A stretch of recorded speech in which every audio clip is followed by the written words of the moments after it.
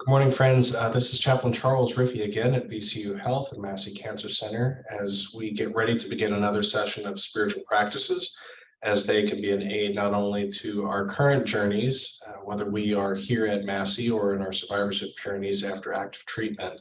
Today, we're going to be talking very briefly about the benefits of music and poetry.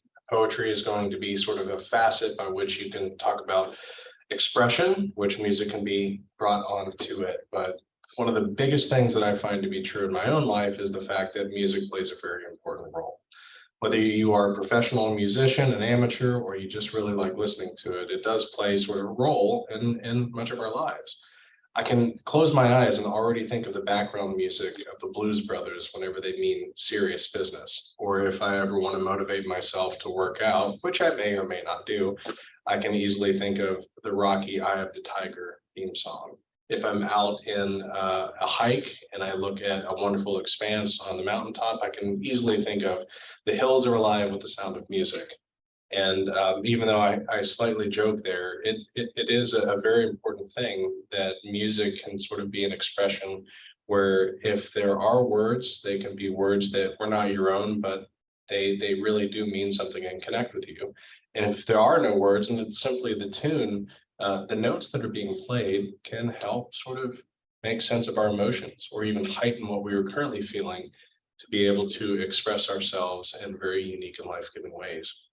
So as a spiritual practice, music and poetry, the ability to spend time and immerse ourselves in modes of being that are not our norm, which would be prose, just simply talking to one another or writing verbatim to one another back and forth, there are opportunities to dive deeper and to spend more time on the uniqueness of what we say and how we say it, whether it's through words or through, again, notes, tunes, things that we receive, things that we give off. So the first thing I want to mention is the evidence-based articles that I'm sharing are mainly going to be about music therapy or musical medicine. I am not a licensed music therapist. I do work with some brilliant people that are able to help with specific interventions, listening to what is needed within your journey, but also provide sort of sources that may sort of help you look into yourself. And that's what I'm really interested in. Personal agency to find what things you already know are inside you that are beneficial, that are life-giving, that can continue to give you strength in different aspects of your life that sometimes feel difficult or hard or uncertain. So in the first place, as a plug, if you are visiting Massey, whether it's a survivorship, active treatment, where you can actually meet with your provider more regularly, you can inquire about these resources. Or if you are doing check-ins months out at a time, you can still look at these individuals as possible helps for you on your journey where you are. First is Melissa Owens. She's a licensed music therapist and somebody that I have seen at work at least once, and I know that she is well loved.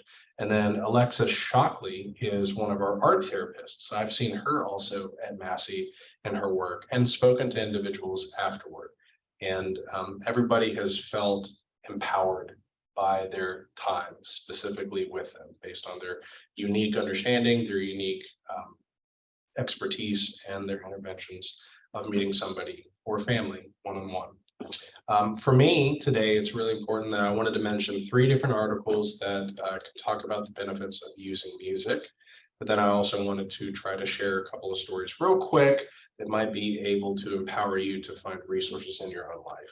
The first is music interventions and for improving psychological and physical outcomes in cancer patients.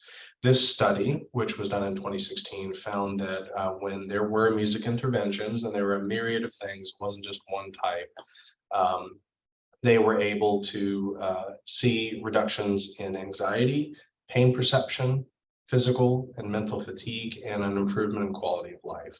So for instance, I can imagine when I joked about listening to that background music that of the Blues Brothers, if I had to walk somewhere with purpose, that's sort of the thing that's in the back of my head. That does help, at least it helps me.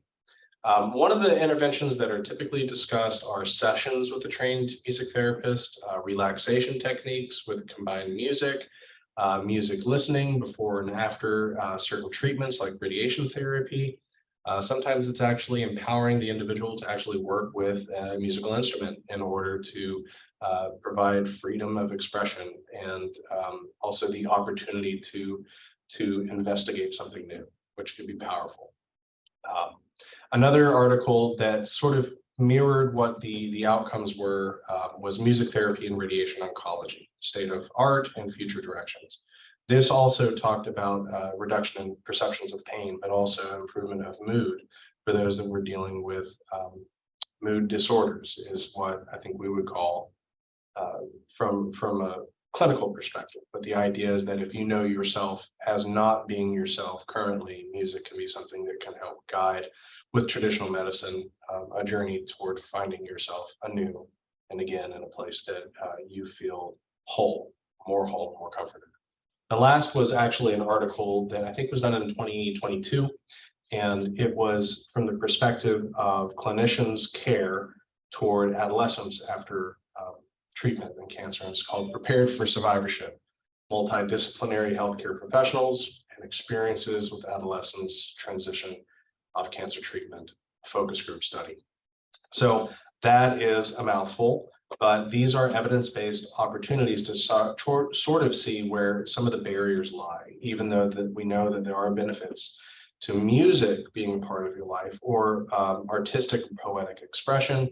There are barriers, especially with survivorship. One is the focus on I'm still in remission, but we're not taking a look at all the other things that are really important that make life worth living. And I'm paraphrasing here, but I think Winston Churchill once said that the arts are what make life worth living. You know, we can have this, but we need this too. We can't just get rid of something or deny that the things that are important to us are part of us, and we can't just simply get rid of them or ignore them. So from my standpoint in music, one of the stories that I think is really important to talk about is individuals who I consider friends that utilize music by listening to their little earphones and headphones. They're putting them on, and it's helping them to maintain a place of one, privacy. They can enter within themselves and into themselves.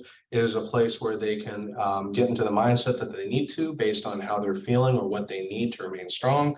And it can also be an opportunity to listen to something that is helpful to you if what you need to do is get a sense of calm. So I have a friend that listens to background white noise music, or they will listen to nature music with birds and waterfalls. They will listen to meditative music, such as what I call Tibetan gong music, where it's just light bells in the background, harp music. You might listen to orchestral music, choral music, things of that nature. And you might have another person that has a really interesting message on their shirt, and it's basically telling what they want cancer to do. And they're listening to "We're Not Gonna Take It," you know. And I don't mean to make you laugh, but listening to something that really amps your spirit up in a way that you can enter that space as courageously as possible. I would another story that I think is really important is one that I didn't really consider much, and it was a conversation I had with a friend here at Massey. That over many years of their journey, they had actually remembered that when they were in their teen years, they had originally picked up the guitar. They didn't get frustrated whether they thought they were good or they were bad. They just knew it was something that interested them, and they were pleased and empowered by it. So whenever they had to deal with neuropathy, or part of their treatment also dealt with a time where they actually didn't have full range motion of their hands, they started to watch YouTube channels where there are specific musicians that work with different instruments, that work with people with disabilities, people who are new musicians, people who are able-bodied, who are experienced, and they sort of do this building technique where, oh, I'm going to teach you how to play a chord with one finger or two fingers or three fingers. And he was able to learn through his own time by having access to an instrument to watch and to mirror these things, to build a sense of community. He was practicing something that was meaningful to him. He did it on his own terms. And he was also able to get some agency because he was the one doing the therapy for himself. He was learning a new skill, and then strengthening his hand. That was something that he knew he wanted to do, and he could do it. So the spiritual aspect, what is important to us, what gives our life meaning, what allows us to find agency within a world of uncertainty and to find something certain amid that uncertainty, provides us with a sense of calm and wholeness. I'm all about trying to help others find that. I'm trying to find that for myself day in and day out. So I hope that you will consider music. And then also from a poetic standpoint, writing something, whether you put it to music or not.